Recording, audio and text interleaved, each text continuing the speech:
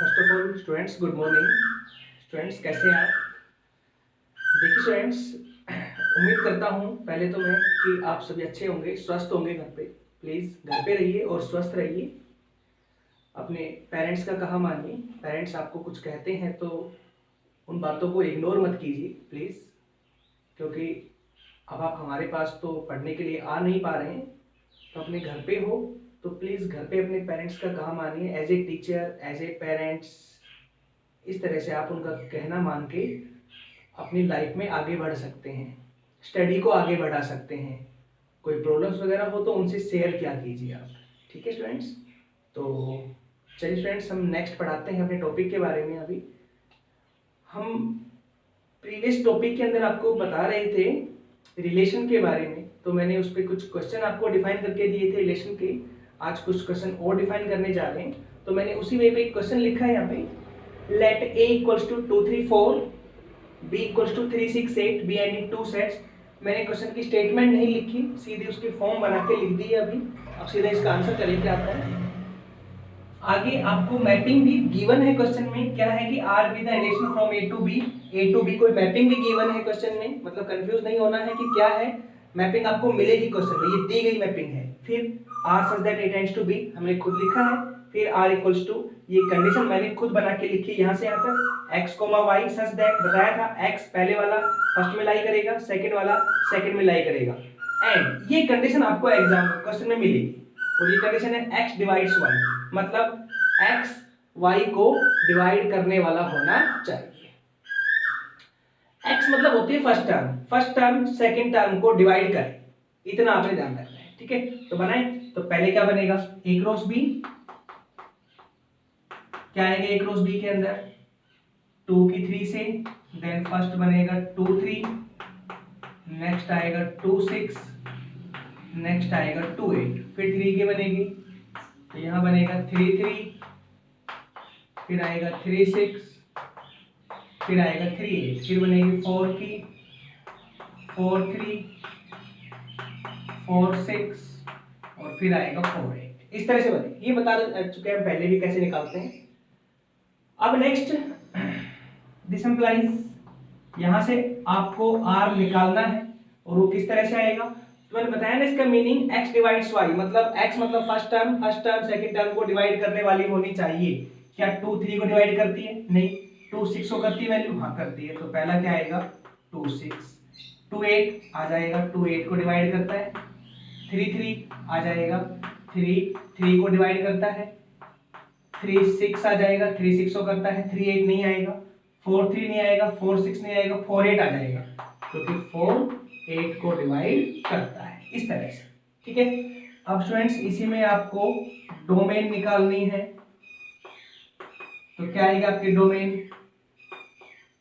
2 3 4। Range निकालनी है, वैसे क्वेश्चन में नहीं पूछा गया लेकिन हम आपको डिफाइन करके दे रहे हैं। रेंज निकालनी है 6 8 3 6 8, मतलब 3 6 8, 2 3 4 पहला सेट कंप्लीट आया है तो हम ए लिख सकते हैं। 3 6 8 सेकंड सेट कंप्लीट आया है तो आप इसको बी लिख सकते हो, मतलब रेंज बी डोमेन ए। ठीक है, और अब आपको आगे पूछा जाए कि आर इनवर्स निकालिए। जैसे क्वेश्चन ऐसे सिमिलर क्वेश्चन काफी हैं स्टूडेंट्स, तो ये नहीं कि मैं सारे क्वेश्चन कराऊं, लेकिन जो बता रहा हूं मैं उसमें आपको हर ट्रिक डिफाइन करके दे रहा हूं। तो मैंने यहाँ पे डिफाइन कर दी, आर इनवर्स निकालना है तो क्या जाएगा, एलिमेंटों को चेंज कर दें। 6 2 8 2 3 3 6 3 8 4, ये ठीक फ्रेंड्स। अगर कहो एरो डायग्राम तो कहते हैं एरो डायग्राम क्या आएगा, तो देखो एरो डायग्राम तो ऐसे बनता है एरो डायग्राम। पहला set A, second set B, और यहां से यहां तक आर। ए मैपिंग में पहले है, बी बाद में है, आर यहां पे लिख दिया। अब लिखिए ए की वैल्यूज 2 3 4, 2 3 4, यहां जाएगा 3 6 8। अब देखिए 2 6 पहला, इसका नहीं बनता है डायग्राम, डायग्राम नहीं रिलेशन का। 2 6 पहला आएगा, 2 6 2 8 2 8 3 3 3 6 48 ये बन गई। इस तरह बनाएगा, ठीक है। चलिए नेक्स्ट एक क्वेश्चन देख लीजिए इसी के ऊपर।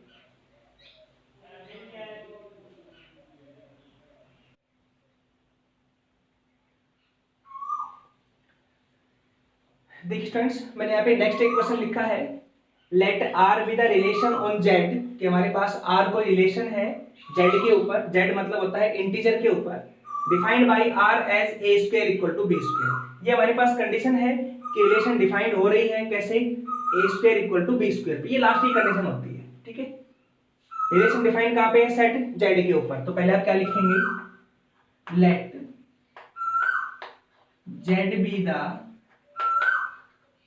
सेट ऑफ इंटीजर्स, क्योंकि z का मतलब होता है इंटीजर का सेट, मैंने फर्स्ट डे डिफाइन किया था।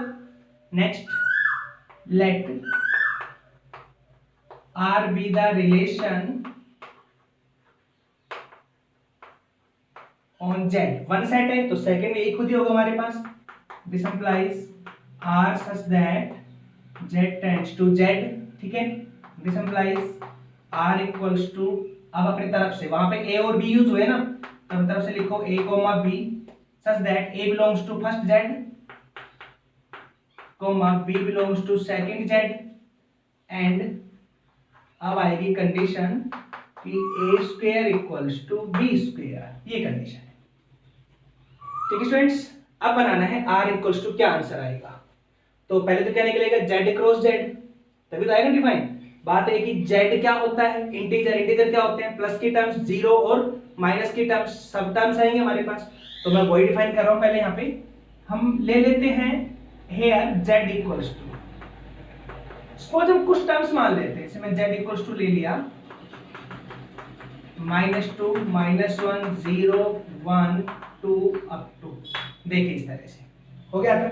अब मैं यहाँ पे अगर z क्रॉस z निकालूं तो क्या आएगा, तो यहाँ तो डैश डैश डैश चलेगा पहले तो, फिर ऐसे बनेगा -2, -2, -2, -1 की -1 से, फिर -2, 0, फिर -2, 1, फिर -2, 2 अप टू चलेगा, ऐसे हो गया था।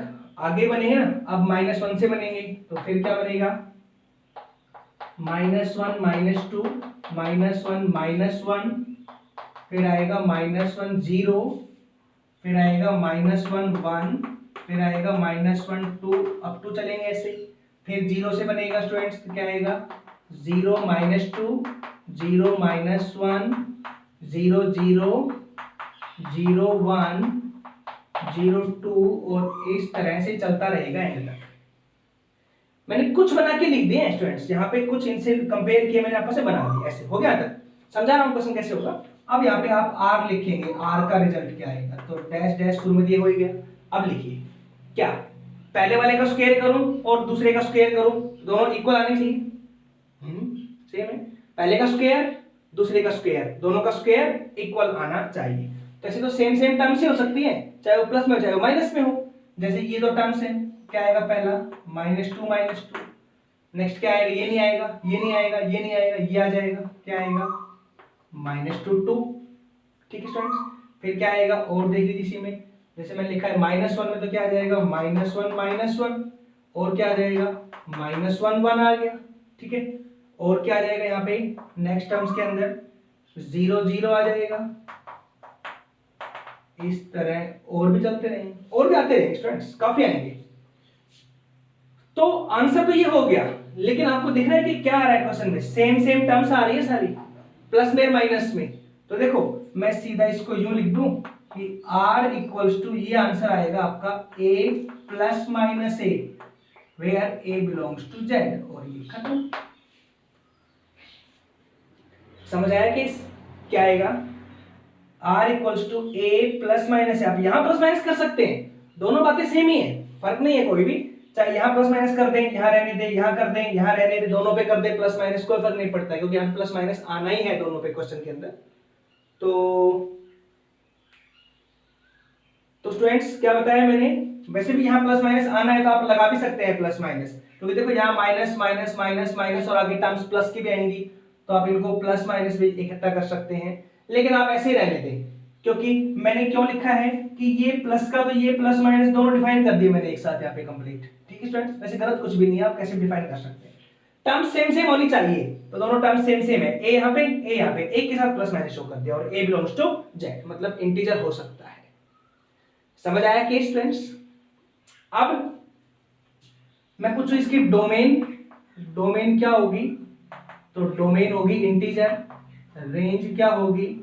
रेंज भी इसकी इंटीजर आएगी, ये क्योंकि ये सारे ए और ए ये पहले वाला डोमेन में, पहले सेकंड वाला रेंज में, प्लस माइनस तो होता ही इंटीजर में, क्या फर्क पड़ता है, तो ये लगा दिया मैंने, domain Z, integer range Z, और आर बराबर ये शॉर्ट में लिखा है मैंने, तो इसका आंसर आएगा। ठीक है, यहां भी छोड़ सकते हैं, लेकिन ये वाला थोड़ा सा ओड लगेगा क्योंकि क्वेश्चन के अंदर मैंने काफी डैश और इनफाइनाइट लिखा है, इसको तो मैंने शॉर्ट में ला के लिख दिया, आंसर आएगा। ठीक है, इस तरह हमारे पास, ठीक है, ये वाले, और इसमें क्वेश्चन देख लीजिए।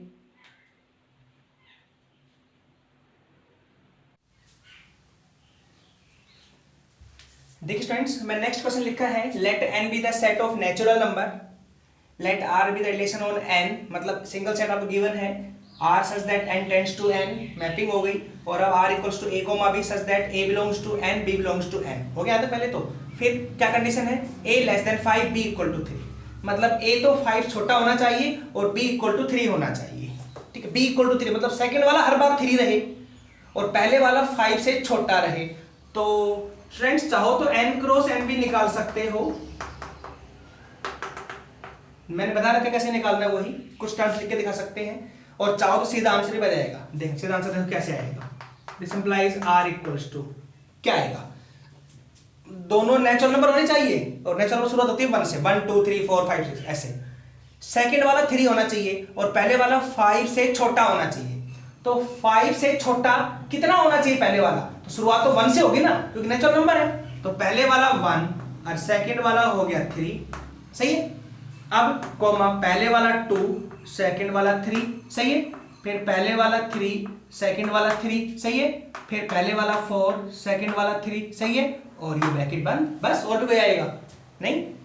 पहले वाला 5 से छोटा, तो पहले वाले 5 छोटे हैं, और सेकंड वाला हमेशा 3 3 3 3 3 ऐसे, मैंने इसको नहीं बनाया, सीधा लिखा है शॉर्ट में से। ठीक है स्टूडेंट्स, अब मैं कहूँ इसकी डोमेन, तो डोमेन क्या हो जाएगी इसकी 1 2 3 4, फिर आपसे कहें रेंज, रेंज क्या होगी इसकी, तो रेंज आएगी इसकी खाली 3, इस तरह से रहेगा। ठीक है स्टूडेंट्स, नेक्स्ट एक क्वेश्चन और डिफाइन करते हैं इसी पे।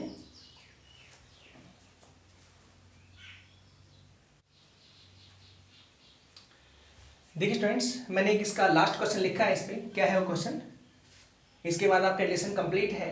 ठीक है, तो देखिए क्या है, let Z be the set of integers, question में दिया गया आपको सेट इंटीजर्स का है, तो इंटीजर्स के सेट को हम जेड ले लेते हैं। फिर let R be the relation on Z, R एक रिलेशन है जेड के ऊपर, this implies R such that Z tends to Z, mapping हो गया हमारे पास यहाँ तक। फिर आर इक्वल्स टू, देखिए इस तरह से पार्ट को समझना है कि ये सब चीजें आपको मिलती है क्वेश्चन में, ये लाइन आप खुद लिखेंगे, सेट आपको ढूंढना होता है, इंटीजर का है, ये लाइन खुद लिखेंगे, क्योंकि सिंगल सेट है तो मैपिंग की जरूरत भी नहीं होती है, जेड टू जेड ही होनी है, ठीक, कोई भी जेड आगे पीछे हो जाए क्या फर्क पड़ेगा। Second, R such that Z tends to Z, तो आर इक्वल्स टू, अब यहाँ पे डेफिनेशन है X comma Y such that X belongs to Z, first वाला जेड से लाई करता है, सेकंड वाला भी जेड से लाई करता है, and X square plus Y square equal 25, ये मेरे पास कंडीशन है कि मैं दोनों टर्म्स का स्क्वायर करूं तो 25 के इक्वल आए। तो किस तरह से बनाएंगे, तो मैंने कहा था स्टूडेंट्स जेड के अंदर तो बहुत ज्यादा वैल्यूज आती हैं, तो जेड क्रॉस जेड अगर आप निकालते हैं, मैंने अभी जैसे पीछे निकाला था जेड क्रॉस जेड, तो पहले तो मैं जेड इक्वल टू ले लेता हूं, suppose here Z equals to जैसे -2 -1 0 1 2 मैंने ऐसे ले लिया, और यहां से अगर मैं जेड क्रॉस जेड निकालूं तो मैं अभी कुछ टर्म्स डिफाइन कर देता हूं, -2 -2 -2 -1 -2 0 -2 प्लस का 1 और -2 2 अप टू, और भी टर्म्स हैं, -3 में भी है, -4 में भी है, 4 में भी है, 2 में भी है, 0 सब टर्म्स हैं, मैं लिख दिया। और अब मैं सीधा आंसर लिखता हूं, r इक्वल्स टू क्या आएगा, आप इसको मत देखें, आप खुद सोच ले क्या क्या आंसर आएगा, मेरे को यही देखना है बस कि दोनों का मैं स्क्वायर करूं तो 25 आए, ऐसी ऐसी कंडीशन कौन कौन सी होती है, ऐसे नंबर फिक्स कौन कौन से होते हैं, खुद सोच के लिख दिया आप। तो ऐसा कौन कौन सा होता है, जैसे मैं एक बार x की जगह पे, देखें ध्यान से, मैं एक बार x की जगह रखूं 0 पहला, तो दूसरा मेरे को 5 रखना पड़ेगा। सही स्टूडेंट्स, पहला मैंने रखा 0 तो दूसरा 5 रखूंगा तो 25 हो जाएगा, दोनों का सम स्क्वायर करेंगे तो, ठीक है। अब इसी को माइनस में कर दिया आप, 0 और ये हो गया माइनस का 5, क्योंकि इंटीजर है दोनों वैल्यू जाएंगे, ये भी हो जाएगा। अगला एक बार 5 को आगे करें, 0 को पीछे करें, सही है, और एक बार -5 आगे करें, अब 0 को पीछे करें। तो देखिए जो 4 पेयर मैंने लिखे हैं इन सब का स्क्वायर करो, सम करो, 25 ही मिलेगा आपको। हो गया स्टूडेंट्स, नेक्स्ट चले अब, नेक्स्ट आ जाओ। नेक्स्ट बोलो किन दो टर्म्स का स्क्वायर करूंगा और उनका सम को 25 आएगा, किन दो टर्म्स का। तो टर्म्स ऐसे होती है 3 और 4, 3 का स्क्वायर 9, 4 का स्क्वायर 16, सम करूंगा तो हो जाएगा 25। तो देखो उन्हीं को लिख दो प्लस माइनस के अंदर बस, जैसे पहली 3 नेक्स्ट 4, फिर पहली 3 नेक्स्ट माइनस का 4, हो गया तक, फिर नेक्स्ट पहली 4 नेक्स्ट 3, पहली, चलो इसी को देख लो आप इसी वे के अंदर, पहली 3 फिर 4, पहली 3 फिर माइनस के 4, हो गया तक। इन्हीं दो को पलट दो आप, ऐसे करो, पहली 4 नेक्स्ट की 3 और पहली -4 और नेक्स्ट की फिर 3, हो गया। जैसे मैंने यहाँ पे 2 वैल्यू लिखी और इन दोनों को पलट के लिख दिया, ये 2 लिखी और इन दोनों को पलट के लिख दिया, सब वही आना है, माइनस प्लस में टर्म सब वही आनी है, कॉमा। नेक्स्ट चले आप, ठीक है, नेक्स्ट चले आप। अब बोलो पहली टर्म्स कौन सी, स्टूडेंट ध्यान से देखिए, पहली टर्म्स कौन सी, मैं दोनों टर्म्स माइनस माइनस ही कर दूं अब आगे। देखो एक बार मैंने लिया -3 -4, भाई अब मैं माइनस टर्म ले लेता हूं, मैंने पहले तो 3 3 3 3 सब में 3 प्लस का लिया था ना, अब मैं सब में 3 ले लेता हूं माइनस का, पहले -3 4, अगला मैं ले लिया -3 -4, ठीक है। अब मैं इन्हीं दो टर्म्स को पलट देता हूं, 4 आगे -3 पीछे और फिर -4 आगे और -3 पीछे। मैंने ये दो टर्म्स लिखी और इन दो को पलट के लिख दिया, ये दो टर्म्स लिखी इन दो को पलट के लिख दिया, फिर मैंने ये दो टर्म्स लिखी इन दो को पलट के लिख दिया। देखिए कितने केस बने, 2 2 4 2 6 2 8 2 10 2 12। कोई और टर्म्स है ऐसी, ऐसी मेरे पास 2 ही टर्म्स होती हैं, कौन कौन सी, तो 0 और 5, जिनका मैं स्क्वायर करूं ऐड करूं 25 आएगा, एक 3 और 4 स्क्वायर करूं ऐड करूं 25 आएगा। उन्हीं टर्म्स को प्लस माइनस में रिपीट करना है बस, और कुछ नहीं, आगे पीछे प्लस माइनस में हर टर्म्स लिखनी है, तो मैंने हर टर्म लिख दी, ये आंसर हो गया, ये लो। ठीक है स्टूडेंट्स, यहां तक ऐसे लिखना है आपने। तो ये मेरे पास R इक्वल टू हो गया। इसी क्वेश्चन में आपसे पूछा गया है R इनवर्स, तो आप R इनवर्स निकाल सकते हैं, वैल्यूज को पलट के लिख दो, हो जाएगा R इनवर्स। फिर पूछा गया है डोमेन, तो डोमेन हो जाएगा इसका, क्या आएगा डोमेन में, 0 0, पहला तो 0 हो गया, 5 -5, एक हो गया 5, एक हो गया -5, 3 3, एक हो गया 3, एक हो गया 4, एक हो गया -4, एक हो गया -3, सही है। 5 -5, 3 -3, 4 -4, 0, ऐसे रेंज देख लेना, ऐसे रेंज लिख लेना, ऐसे खुद भी कर सकते हैं। तो स्टूडेंट्स ये टॉपिक है जो आपका कंप्लीट है यहाँ पर रिलेशन का। नेक्स्ट वीडियो में आपको समझाएंगे फंक्शन के बारे में। अच्छा, इसी में लास्ट के जो 2 क्वेश्चन है, इस एक्सरसाइज के लास्ट के 2 क्वेश्चन है, उनमें है क्लासिफिकेशन।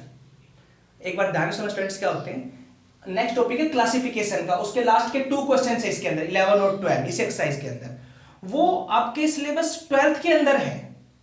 क्लासिफिकेशन वाली बातें कंप्लीट 12th में आती है, यहाँ आपको थोड़ा समझाया गया है आपको। तो पॉइंट ऑफ एग्जाम के पॉइंट ऑफ व्यू से इतना इंपॉर्टेंट है नहीं वो क्लासिफिकेशन यहाँ पे, क्योंकि यहाँ पर आपका सिलेबस केवल यहीं तक है, और अगर आपको करना ही है आगे पढ़ना ही है उसको क्लासिफिकेशन को, तो मेरी 12th क्लास का जो फर्स्ट चैप्टर है उसकी मैंने रिलेशन फंक्शन की वीडियोस बना रखी है कंप्लीट। तो उसमें आप क्या डालेंगे, अगर आपको सर्च करना है तो रुपेश मैथ्स, और उसमें 12th रिलेशन फंक्शन पार्ट 2 डालें आप, फर्स्ट नहीं, रिलेशन फंक्शन पार्ट 2। तो आपको देखना उसमें आपको क्लासिफिकेशन के बारे में बातें मिलेंगी, फर्स्ट डालोगे तो फर्स्ट तो आपको यही वीडियोस मिलेंगे जिसमें मैंने आपको बता रखा है रिलेशन फंक्शन के बारे में, रिलेशन के बारे में। और जो सेकंड टॉपिक आएगा वो आएगा रिलेशन फंक्शन का क्लासिफिकेशन के बारे में। उसमें क्लासिफिकेशन होते हैं रिफ्लेक्सिव, सिमेट्रिक और ट्रांजिटिव के बारे में बातें हैं, तो वो चीज़ वहाँ पे डिफाइन कर रखी है, वहाँ बता देंगे आपको। वहाँ से आप पढ़ सकते हैं, अगर आपको ज़्यादा कुछ करना है आगे तो वहाँ पढ़ सकते हैं। रिलेशन का टॉपिक वहाँ पे और भी आपको ब्रॉड दे रखा है मैंने करके कंप्लीट, आपको वहाँ भी समझ में आएगा, वहाँ समझ सकते हैं। फिर भी कोई प्रॉब्लम नज़र आए तो आप मेरे से पूछ सकते हैं। वैसे आपका जो 11th का टॉपिक था मैं वो करा रहा हूँ, वो कंप्लीट है यहाँ पे 11th का टॉपिक। ज़्यादा कुछ डिटेल में जाना है तो मेरी 12th वाली वीडियोज़ आप देख सकते हैं। ठीक है स्टूडेंट्स, चलिए मैंने आपको यहाँ तक जो बताया है वो कंप्लीट है। उम्मीद करता हूँ आपको समझ भी आया होगा। फिर भी कोई प्रॉब्लम है तो आप मुझसे ज़रूर पूछें, एग्जाम्पल ज़रूर करें इस एक्सरसाइज के, ठीक है। और नेक्स्ट जो टॉपिक अब बनाएंगे आपको बताएंगे नेक्स्ट टॉपिक के बारे में, वो होगा फंक्शन का, आपका जो इस चैप्टर का लास्ट टॉपिक है, ठीक है, फंक्शंस। उसके ऊपर 2 एक्सरसाइज है, 2.3 और 2.4। मैंने वहाँ पीछे आपको बताया था डोमेन और रेंज के बारे में। मैंने कहा था डोमेन रेंज अभी बताया नहीं मैंने क्या होता है, सिर्फ कहा था कि अभी लर्न करें, देखें ऐसे निकलता है। अब इस फंक्शन में आपको बताएंगे डोमेन का मतलब और रेंज का मतलब और किस तरह से निकालते हैं डोमेन और रेंज। ठीक है स्टूडेंट्स, तो नेक्स्ट टॉपिक में फंक्शन के बारे में बताएंगे। तब तक के लिए नमस्कार।